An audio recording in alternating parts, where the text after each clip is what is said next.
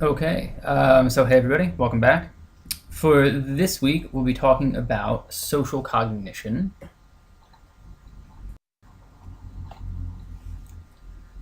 And as usual, it seems best to start with just a straightforward definition. So when we're talking about social cognition, what we really mean is a theoretical perspective that is interested in how people interpret, analyze, remember, and ultimately use social information. So a couple things worth highlighting in this definition. The first is the idea that social cognition is a theoretical perspective. So what this means is that social cognition isn't a specific research area or topic within social psychology. Instead, social cognitive principles get applied to many different areas or many different aspects of social cognition. So that actually means that the readings in this mini lecture this week are pretty important going forward in the semester, because a lot of these basic ideas of social cognition tend to reoccur. So when we start talking about prejudice and stereotyping, for instance, social cognition is very important there. When we talk about attitudes, a lot of the research on attitudes is social cognitive, meaning that it adopts this theoretical perspective that we're going to talk about today. So these key principles that come up in the reading this week and that I'll discuss here in our lecture are things that you will see again throughout the semester.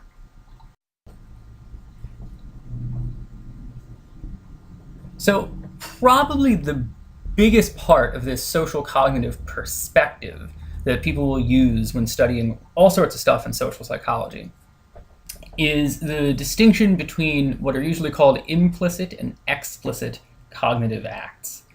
So the basic idea here is that we can think, and we can use and interpret information about the social world in two different ways.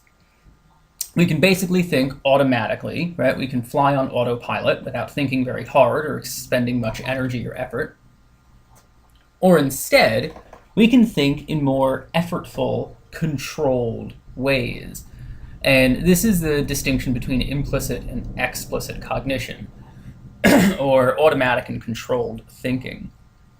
So I want to give a nice demonstration of this, and it's probably something you've seen before, maybe in a cognition class, and it's the Stroop test. So if you're familiar with the Stroop test, the way it works is it's a timed task, and you see words that are color words, like blue, green, yellow, pink, red, orange. The catch is that these words are printed in a color that's different from the word itself. So you see that blue is printed in red and green is printed in blue. And if you try to read these words really quickly, it's actually kind of challenging. It's especially hard if I ask you to say the color that the word is printed in and not to just read the word. So right, to do that, if you look at blue, you'd have to say red, and you have to do it quickly. And for green, you have to say blue, because it's printed in blue. And go ahead, give it a shot yourself. You'll see that this is actually pretty difficult. And this is the Stroop test, is what it's called. And the Stroop test actually shows the difference between using implicit and explicit cognition. So just reading the words, just saying blue, green, yellow, pink, red, orange, that's essentially an automatic process for me. And anybody that's an experienced reader, if you see words, you read them automatically without trying. It's just effortless. However, when I all of a sudden ask you not to just read the word anymore, but to say the color it's printed in, that gets a lot harder. And the reason for that is that just saying the word, just reading it, blue, green, yellow, that's using automatic, effortless, implicit cognition. And you can do that all day long. You'll never get tired of it. But when I ask you to say what color the word is printed in, that requires explicit cognition. You have to think hard about it. And you have to override your automatic, implicit tendency to just read the word. Right? So you have to sort of push down or try to kind of stamp out that very easy reflexive tendency to just read the word, and you have to replace it with this much more effortful, explicit cognitive task of saying what color the word is printed in. And the idea that just reading the word, just saying blue, green, yellow, is really easy is because implicit cognition, these automatic cognitive acts, are effortless. They're no trouble for us. But it is so hard to instead say the color that the word is printed in, right? To say red, blue, green, as I try to go across. That is so hard and so much slower because explicit or controlled cognition requires effort. So if you want a nice analogy for how this works, imagine you're visiting a friend and they live in Manhattan, and let's say they are on the 10th floor of an apartment building, and you've got two ways to get up to the 10th floor. You can take a walk up the stairs, or you can take the elevator. And generally speaking, which of these two will most people choose? Usually people will choose the elevator. And the reason for this is that it's quicker and it's effortless. So why don't people want to walk 10 flights up the stairs? Well, it's slow, right? The elevator will get you there quicker than the stairs. And also, walking up those stairs is going to tire you out. It's going to take a lot more effort than just taking the elevator. And this is a nice way to think about explicit and implicit cognition.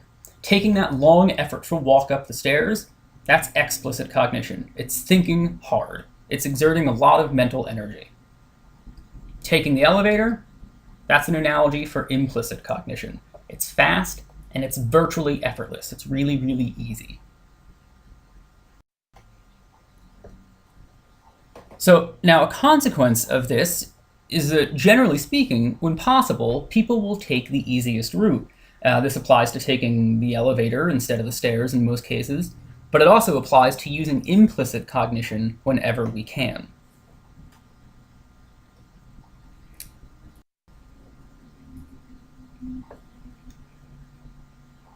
So because people rely on implicit or automatic thinking so regularly, I just want to sort of spend a couple of minutes going over some of the defining features of what it means to think automatically or implicitly. All right, so one key aspect of implicit cognition is that it's non-conscious. It means that we aren't necessarily aware of our automatic cognitive processes. Another really important thing is that automatic cognition is involuntary, meaning that it just happens. So if you think again about reading, as soon as you see words, you start reading them. You don't have to tell yourself to start. As soon as they appear in front of you, it just happens. You begin to read them. Implicit or automatic cognition is effortless. It's easy. Once something has become automatic for you, it's something that you can now do on autopilot, right? Without thinking about it, without having to make it, without having to try to start it. It is simply effortless. And automatic or implicit cognition is rapid. It occurs very quickly. And because of all of these features, right, because of these defining characteristics, the fact that automatic cognition is involuntary, effortless, it's quick, this is why people will rely on implicit cognition if they can, because it's simply easier and faster than thinking hard. And this idea that people will rely on implicit cognition when they can, and will very rarely use explicit cognitive resources, unless they have to, this has a name within social psychology. It gives rise to the concept of the cognitive miser. And if you think about it, a miser is someone who is cheap. This is someone who doesn't want to spend money if they don't have to. So when you apply that word of being a miser or being miserly to cognition, what it means is that we don't want to spend our cognitive resources if we don't have to. If we don't have to think hard about something, we usually won't. We will rely on this low effort, very fast implicit cognition whenever we can get away with it.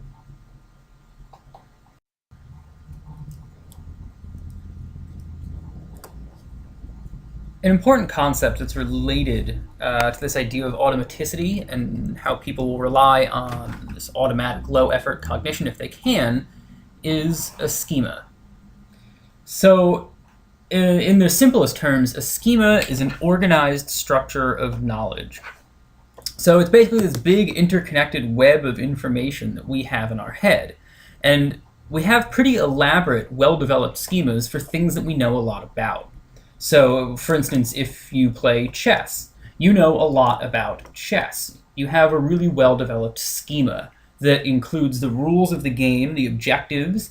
It includes the names of all the pieces, but if you're a really good chess player, your schema also includes things like opening strategies, the best moves to make at certain points of the game, when to take risks and move your queen out, something like that.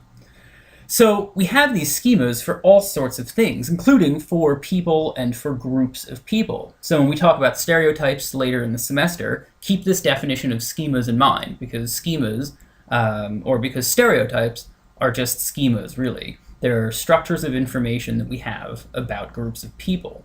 They might be wildly inaccurate, but they're still schemas. So I want to just provide you with a visual representation of a. So imagine that you have a schema about elephants, right? And so I say elephant, and this will activate. It will bring to mind your schema, everything you know, or at least think you know, about elephants. And these schemas are contained in memory.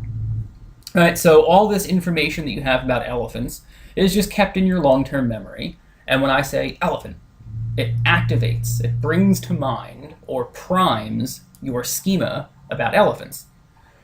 And when that happens, all this information in your head that is related to the construct elephant will pop into your head, right? It will become activated as well. So I say elephants, and you probably start to think about their appearance. They've got a trunk, they're really big, they're gray and wrinkly. You might think, oh, they live in zoos, and they're kind of similar to things like giraffes and tigers. They at least share a similar environment. But then maybe other stuff pops into your head as well, right? So elephants are the symbol of the Republican Party. And then when you think of Republicans, perhaps you think of one of the Bush presidents. Elephants like peanuts, and this might remind you of peanut butter, for instance. So this is how schemas work, right? They're all this information that's connected in this web, essentially, in your head. And when schemas are activated, all of this information that's normally just stored kind of dormant in long-term memory will become accessible. It will be made available to you.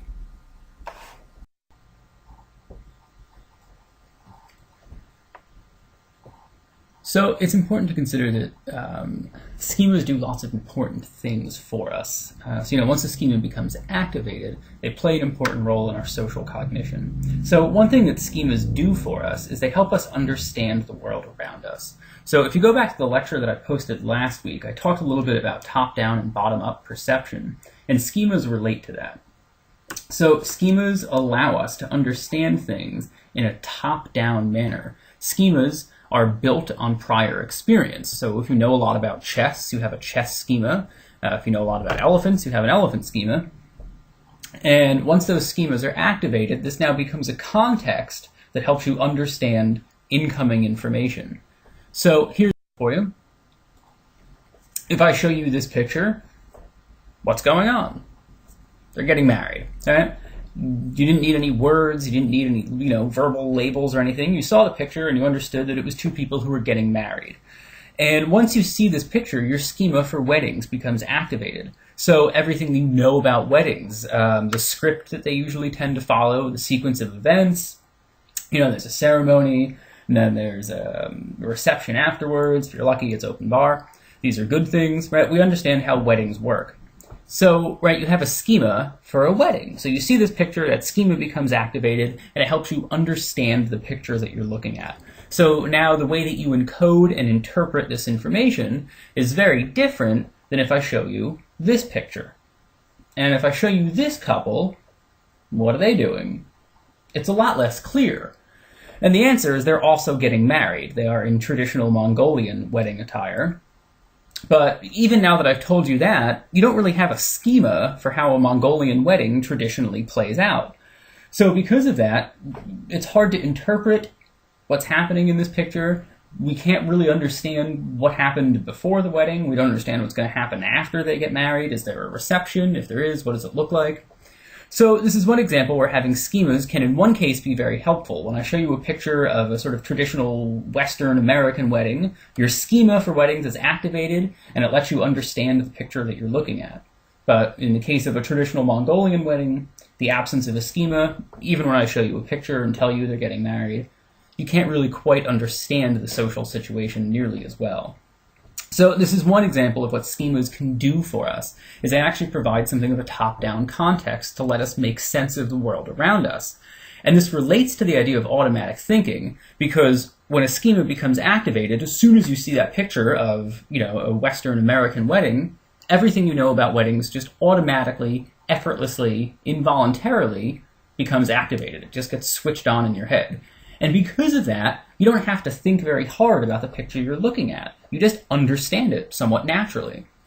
However, for instance, a traditional Mongolian wedding, the fact that you don't have an elaborate or well-developed schema for it means that you have to think a little bit harder to make sense of this picture.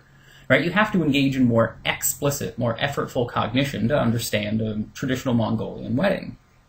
So this is one way in which schemas play an important role in automatic thinking. They let us understand and efficiently encode the world around us, and they let us do it in a way that doesn't require effortful thought.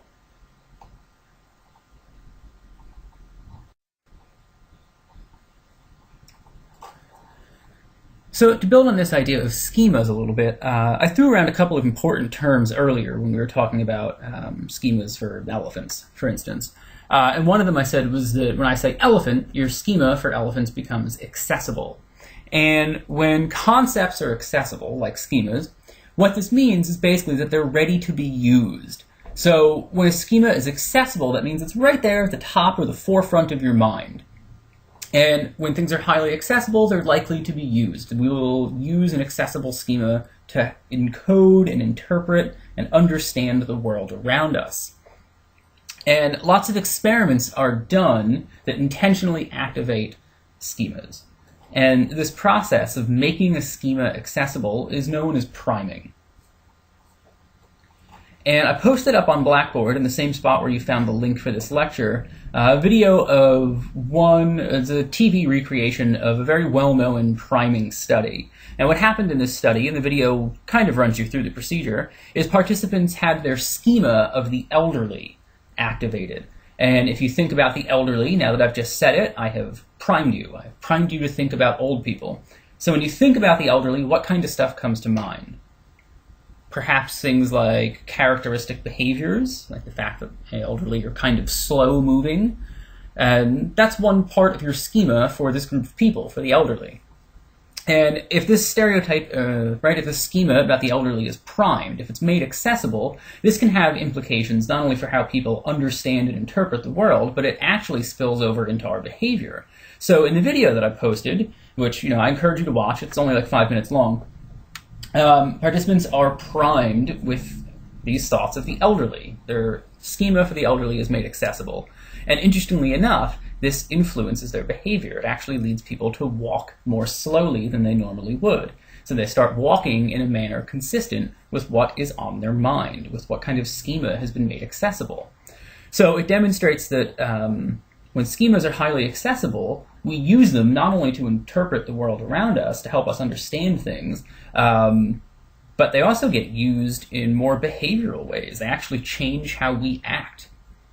So it's a pretty powerful demonstration of how priming works and how schemas can be made accessible. And an important thing to note about priming effects, and your textbook goes through a few examples as well, is that they occur without our conscious awareness. So oftentimes when participants are primed, it happens in a way that's very subtle. It's kind of sly, so they don't know that a particular schema is being made accessible, but it still ends up influencing how they interpret information or even how they behave.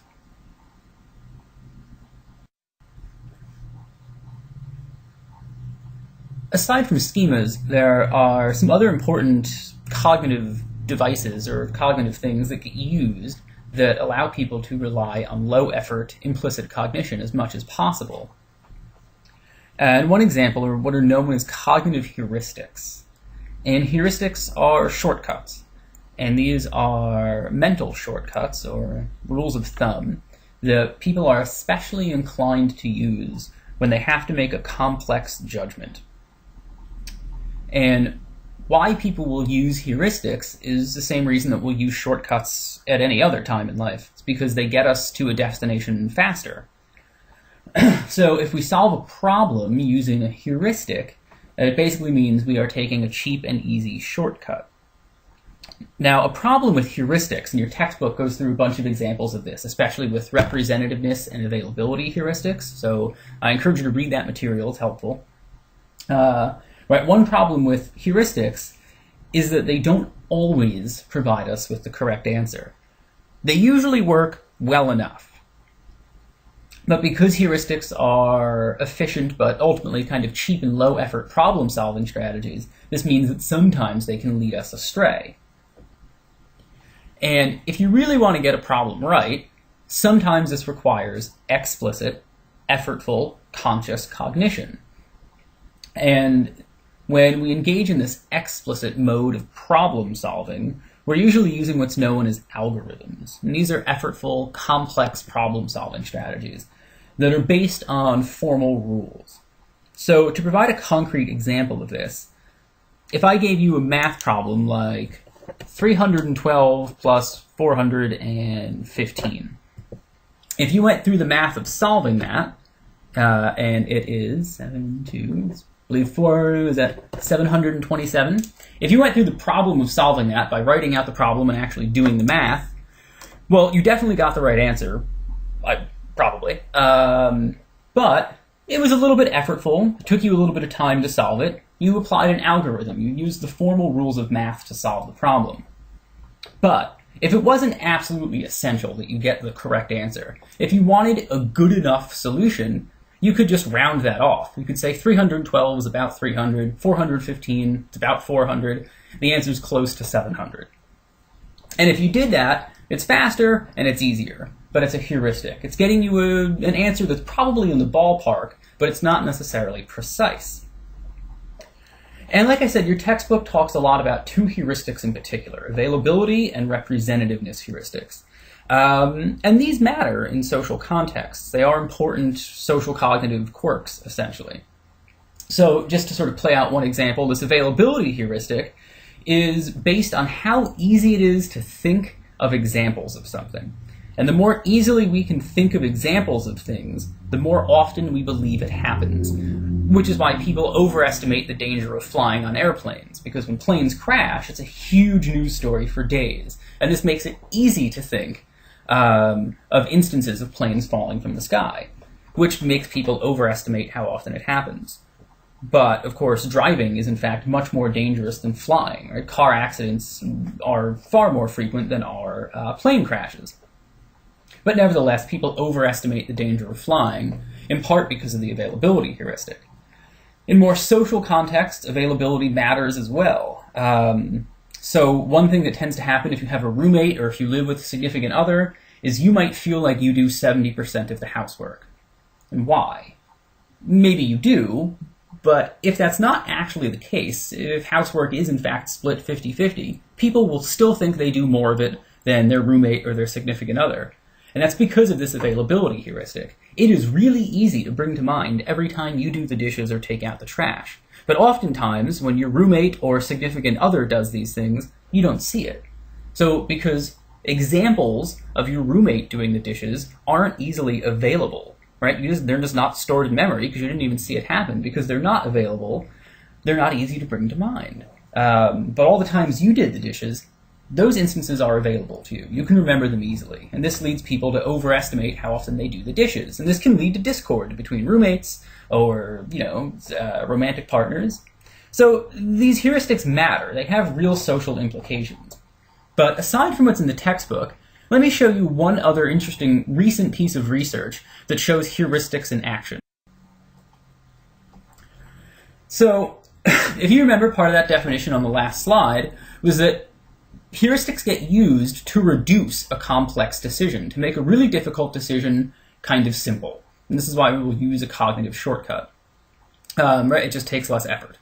So, as one example that was done in a recent study, real, actual, honest-to-God human resource employees were given a chance to look at job candidates' resumes. And while they looked at them on a computer screen, where they looked was tracked using eye tracking technology, which basically records where people look on a computer screen so you can see what they're gazing at, which is a really nice way of measuring what are people paying attention to. And selecting a job applicant, looking through a big stack of resumes, that's a complex decision. And to do it really, really carefully would require a lot of explicit, very effortful cognition. So as you can imagine, human resource managers, just like anyone else in the world, they're cognitive misers. They would like to reduce this very effortful, complex decision of hiring someone to as simple a process as they can. And to do that, they're going to apply some heuristics. And this use of heuristics was demonstrated really nicely in this research. So what they did is they had these human resource managers look at, I believe, 100 resumes. And that's a lot. It's a lot of information to take in. And what they found from tracking their gaze, well, one important finding was that they looked at the resumes on average for 10 seconds. So 10 seconds is not a lot of time to encode a whole bunch of information about a person. So what kinds of information were these human resource managers looking for? Well, what they looked at in these 10 seconds was, where did someone go to school, and what degrees did they have? Were they currently employed, or were they not? And if they did have a job currently, what was their title? And why are these the three pieces of information that get glanced over in 10 seconds? Because they all provide heuristic cues to an applicant's quality. Right? Did they go to a really good school? And if so, do they have a bachelor's degree? Do they have an MBA? That's something that you just want to look at really quick if you're a human resource manager, if you're looking over these applicants to make hiring or firing decisions. Right? Because knowing where someone went to school, it's a shortcut, but it's one very quick, kind of cheap and easy way to evaluate the quality of their resume. Is, where did they go to school? What training do they have? The next thing was, are they currently employed? And if the answer to that question is no, in many instances, the resumes get tossed. So it's a way of simplifying this decision. Is this person currently working? Yes or no?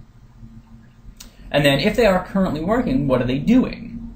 Well, why is this important? What's their current title? This is important because, again, it's a sort of heuristic value. It's a shortcut that you can use to evaluate someone's application for a job.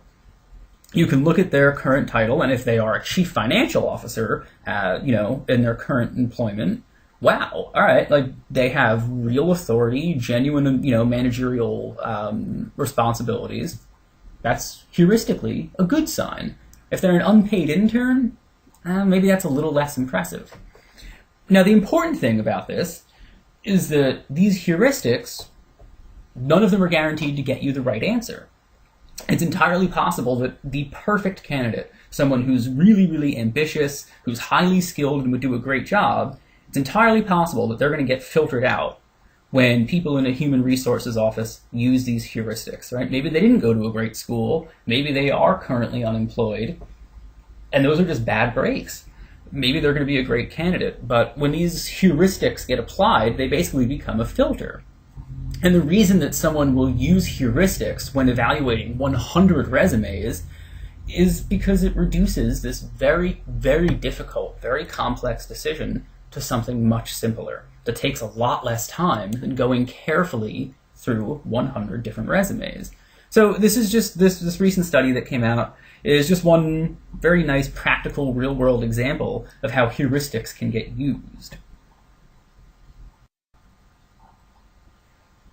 So we just saw one very real-world instance where heuristics tend to be used. But there are other times in our life where we are inclined to use shortcuts. And frankly, the use of heuristics is very commonplace because people are cognitive misers. We want to conserve our energy if we can. And this applies to physical energy usually just as much as it does mental energy. So because of this, heuristics get used pretty commonly. But I just want to enumerate some specific instances that make using heuristics especially likely. So one of them is when we have to make decisions or arrive at some conclusion quickly. So remember, one advantage of implicit or automatic cognition is that it's quick. It's much quicker than explicit cognition. So if we have to think fast, we're likely to use heuristics. They're a shortcut. And if we don't have a lot of time, a shortcut is very appealing. We'll also use heuristics if we are simply overloaded with information. And this relates to the example I just went through with human resource employees looking through resumes. When you've got 100 people applying for one job opening, wading through those 100 applications is overbearing. You just, not only do you really not have the time for it, but just the sheer amount of information is overwhelming. And in these cases, to help us deal with such a tremendously burdensome amount of information, we'll apply heuristics, because they reduce the incredible complexity that we're dealing with to something much simpler, much more easily managed. So if you think about it, when a human resource employee is going through 100 resumes and they apply these simple, these kind of quick and dirty heuristics, where did you go to school? What are you doing now?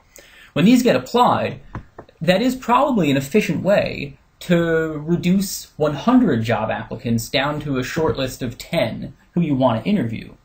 And once you've done that, once you've made 100 applicants a much smaller pile of 10, now you're not overloaded with information anymore. And for those final 10 candidates, well, now you can evaluate their resume much more effortfully using explicit cognition. You won't use heuristics really anymore. And you can start spending more mental energy thinking about these last 10 job applicants. But before you could get to that place, before you could get to that stage, you had to use some heuristics simply to get through the overwhelming amount of information you had. So if you remember with the math example that I gave, one consequence of using heuristics is that they don't always get you the right answer. They can lead you astray sometimes. So one instance where we're willing to use heuristics and basically just solve problems the cheapest way we can is if we're solving a problem that isn't very important to us. So if something isn't that important to us, if we're not motivated, we're not going to engage in explicit cognition. We will use all of the sort of low-effort, automatic, implicit processes that we can. So if something's not important to us, we're happy to use heuristics. And one other circumstance where heuristics tend to come in handy is if we simply have no idea how to solve a problem. So if I gave you a math problem that was amazingly complex, it wasn't just simple addition, but it was some just incredibly high level, matrix algebra kind of stuff, and you just didn't have the background to solve that problem, it wouldn't be worth your time or energy to engage in explicit cognition. It just wouldn't be worth thinking hard about solving the problem because you're never going to get the answer anyway. So you might as well just take whatever shortcuts you can and make your best guess. So in circumstances where we just don't know what to do with ourselves, or we have very little knowledge that can help us solve a problem or make a decision, in those instances we're happy to rely on heuristics.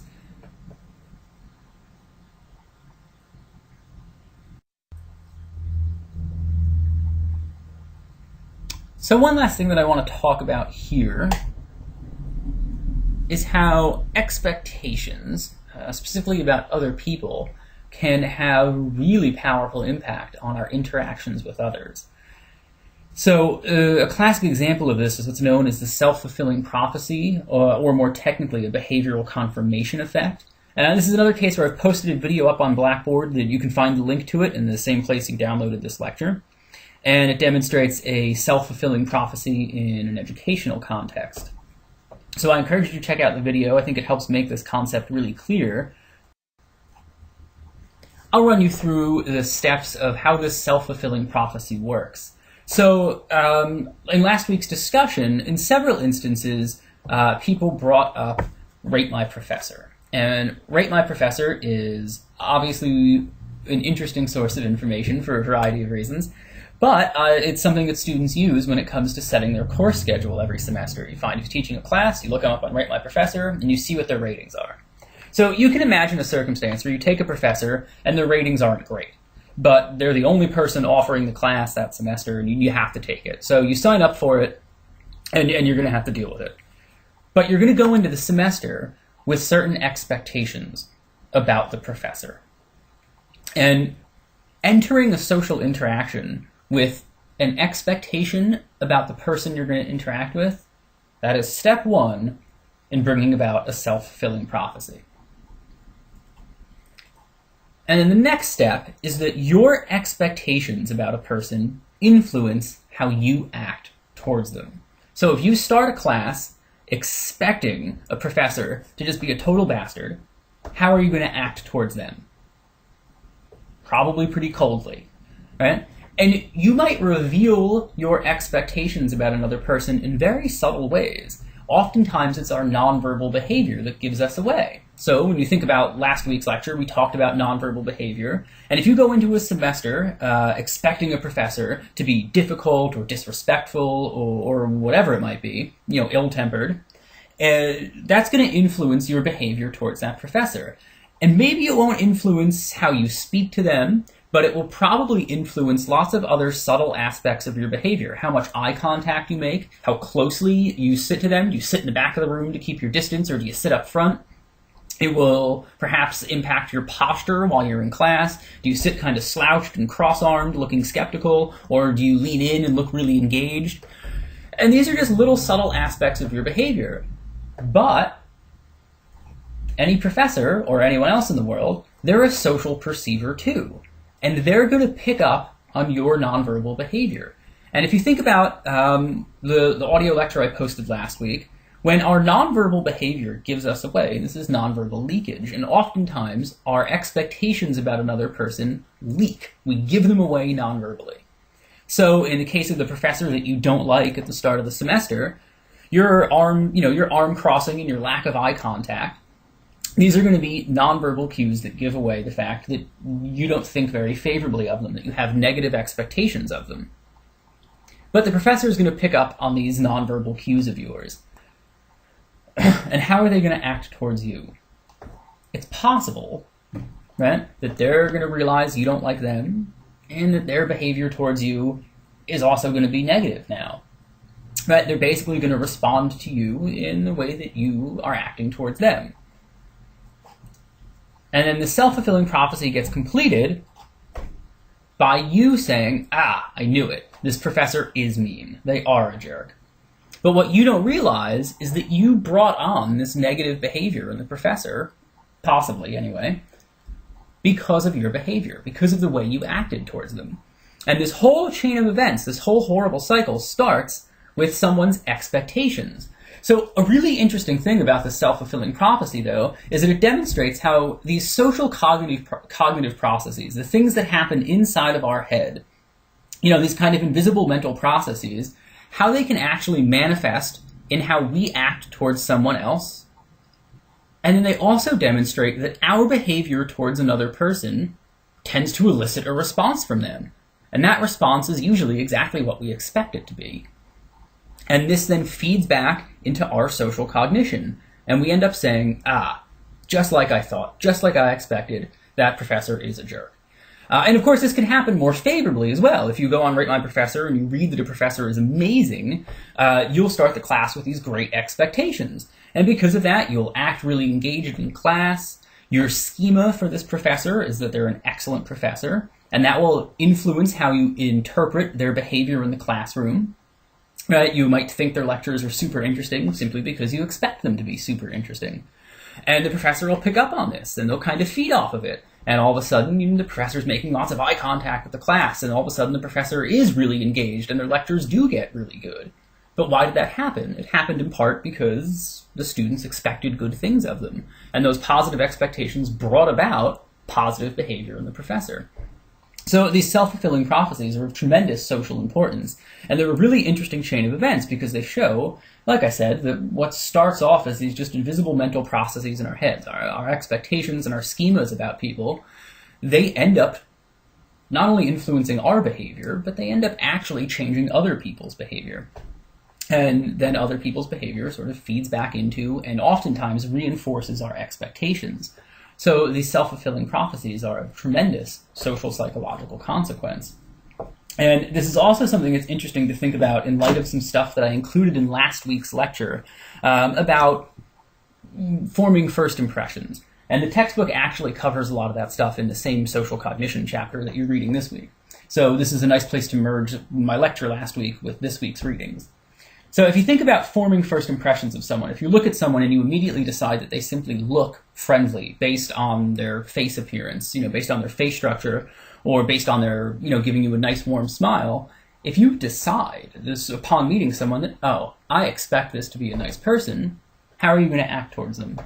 Probably pretty politely, right? You're going to smile back, you're going to be really warm, your nonverbal behavior will indicate that you feel kind of, comfortable with this person, and because of that, how are they going to act towards you? just exactly the same. They're going to be really nice too, right? They'll pick up on the fact that you're smiling at them, and then they'll smile back at you, and all of a sudden you guys have this great social interaction. And you leave saying, you know, I had a feeling that that person was going to be really nice, and now that I've met them and gotten to know them, my expectation was right. They are really nice. So when we think about forming first impressions, they are often accurate. They often come true. If you meet somebody and your first impression is that they're trustworthy, or that they're really kind, or that they're really smart, there's a certain degree of accuracy in those first impressions. The question is, where does that accuracy come from? And one source of our accuracy, you know, one reason that our first impressions usually seem to be borne out might be this self-fulfilling prophecy process, that you see somebody and instantly decide that they're friendly or they're trustworthy, and lo and behold, they turn out to be friendly and trustworthy. Maybe they really are, so maybe your first impression actually did pick up on something about this person that revealed their personality, but maybe their behavior was also influenced by your expectation of them. It might be the self-fulfilling prophecy process playing out. So just something to keep in mind, and that